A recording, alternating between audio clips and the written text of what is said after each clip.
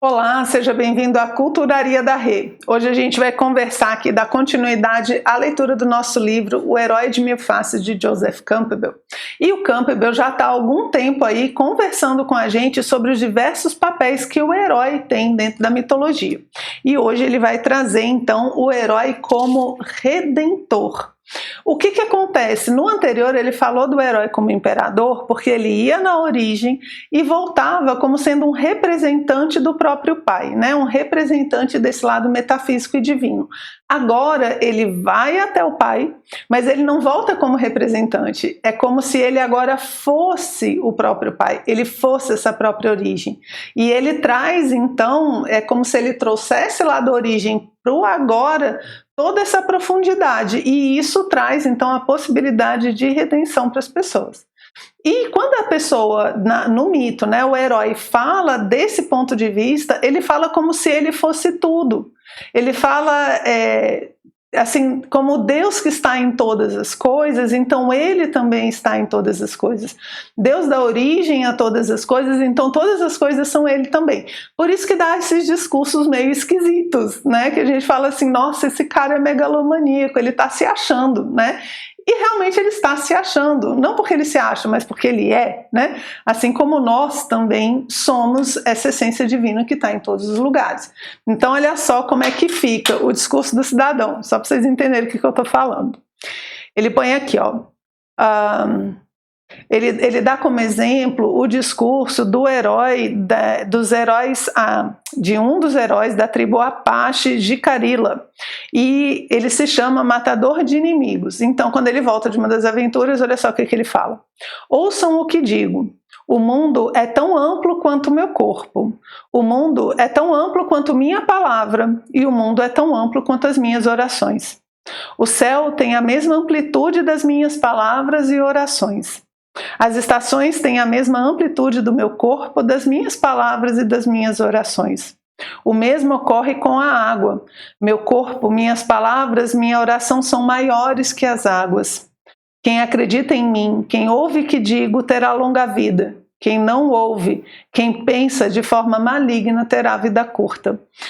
Por que vai ter vida curta quem não se identificar com ele? Porque quem não se identificar com ele não está se identificando com o eterno, porque ele nesse momento é o eterno.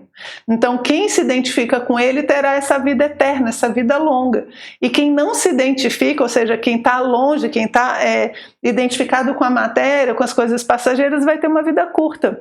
Porque a nossa vida ela é da extensão das coisas que a gente se identifica. Então se eu me identifico com a origem, com o ser, com o divino, eu tenho vida longa. Se eu não me identifico com ele, me identifico com a matéria, com o passageiro, eu vou ter uma vida curta, certo? E você vê como fica, né? O mundo é do tamanho do meu corpo, das minhas orações. Então assim, ele é tudo. Por quê? Porque ele agora pode trazer essa origem para o presente, não só ser um intermediário, e redimir as pessoas, não só a si mesmo. Agora ele pode redimir os demais, né?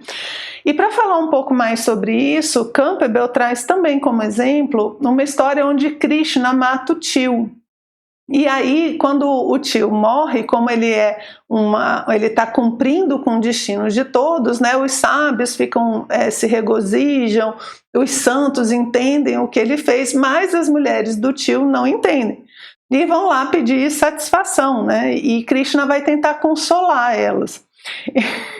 E aí é o que eu falo, né? Consolo de iniciado, gente, ó, se prepara pra você ver. A pessoa quando vai me consolar, ela fala assim, não, Renata, faz assim não, tadinho, então você fez o melhor que você pôde e tal. Agora olha só o que Krishna fala para consolar a esposa do tio. Mãe, disse ele, não vos lamenteis, a ninguém é dado viver e não morrer. Imaginar que possuímos alguma coisa é incorrer em erro. Ninguém é pai, mãe ou filho. Há apenas o movimento contínuo do nascimento e morte. Isso é que é consolo, né, gente? Mas olha só que frase linda aqui, ó. A ninguém é dado viver e não morrer. Ou seja, todas as coisas morrem, todas as coisas acabam, né? E ele era o executor do destino do tio. E a gente, por não entender isso, é que a gente sofre tanto, né? Tem tanta dificuldade em lidar com perdas, com a morte, a nossa, dos nossos entes queridos. Por quê? Porque a gente não vê esse eterno ciclo de viver e morrer. E por que Campbell traz essa parte aqui? Porque ele vai falar, logo em seguida, ele comenta que esse ciclo, ele é de todo o cosmos, ele é de toda manifestação. Como nada, assim como disse Krishna, é feito para durar para sempre, as coisas têm que acabar. As coisas têm que morrer. Então, enquanto você está no ciclo, né, nessas rodas de renascimento, nessa roda de samsara que os orientais falam, você está sempre nascendo e vivendo, nascendo e vivendo. E o que é o Redentor? É justamente quem tira você desse ciclo. E esse herói redentor, então, ele entende o ciclo, né, que explica aqui no livro, que é o quê? As coisas não são feitas para durar para sempre, então elas são construídas e destruídas, né? Elas são luz, depois são sombra. Elas são crescimento, depois são decadência. Elas crescem, depois elas morrem. E a mesma força que faz o ciclo subir é a mesma que faz o ciclo descer. Por quê? Porque é tudo essa roda do destino acontecendo. Então o herói, que era o imperador, né, do capítulo anterior, do item anterior, ele tirou o tirano do poder e entrou. Então ele subiu o ciclo, né? Ele tirou o negativo e subiu esse ciclo. Só que ele, lembra que ele falou que esse mesmo herói vai se tornar tirano? Porque na hora que o ciclo desce, sempre existe uma decadência moral. Perde-se os valores, perde-se a visão, né? Que nem ele falou, a visão fica pequena, e aí aquele que era o grande, que trazia a luz e tudo, que era o grande governante, agora ele se torna tirano de novo. E Renato é o nosso herói redentor, cadê? Está justamente aí. Por quê? Porque ele vai quebrar esse ciclo, crucificando-se, sacrificando-se, ao invés de sacrificar o outro. O que o Campbell fala? É que esse outro, quando o herói tira o imperador, na verdade, os dois são um só. A gente está falando de dois aspectos da mesma coisa, da mesma situação, da mesma pessoa, da mesma força. Então vai ser sempre coloca um, tira outro, coloca um, tira outro. E a redenção é justamente quando ele quebra esse ciclo. Ele não vai tirar ninguém do poder. Ele vai se sacrificar, ele vai quebrar esse ciclo. Olha como o Campbell põe aqui. O herói de ontem torna-se o tirano de amanhã, a não ser que se crucifique a si mesmo hoje. Entende? Aí ele quebra. Porque ele não vai se tornar tirano, é como se ele terminasse no auge, né? Ele supera a dualidade. Do ponto de vista do presente, há uma tal implacabilidade nesse anúncio do futuro que este parece niilista. As palavras que Krishna, o Salvador do mundo, dirigiu às viúvas de Kans têm um sobretom ameaçador, né? Que é tipo assim, ó, todo mundo vai morrer, você se prepara aí, né? Eu sei que a gente fala brincando, mas é uma realidade, e quando a gente pensa isso de forma real, parece de fato ameaçador.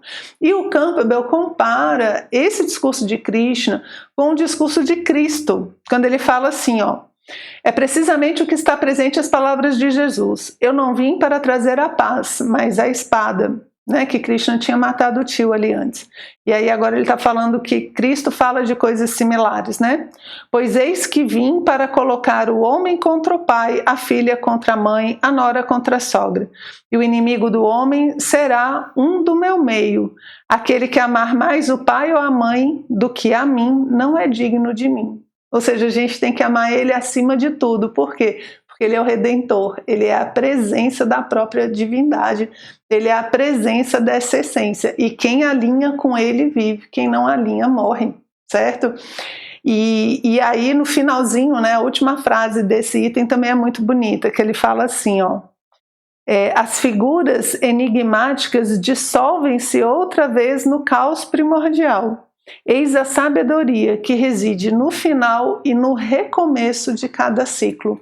Então ele não é mais o ir e vir, né? Não é mais subir e descer, não é mais o ciclo. Ele agora se dissolve, volta para essa unidade para depois recomeçar um novo ciclo de idas e vindas, de sobe e desce. Ok? Então esse era o nosso comentário para hoje. Espero que tenham gostado e a gente se vê no próximo encontro.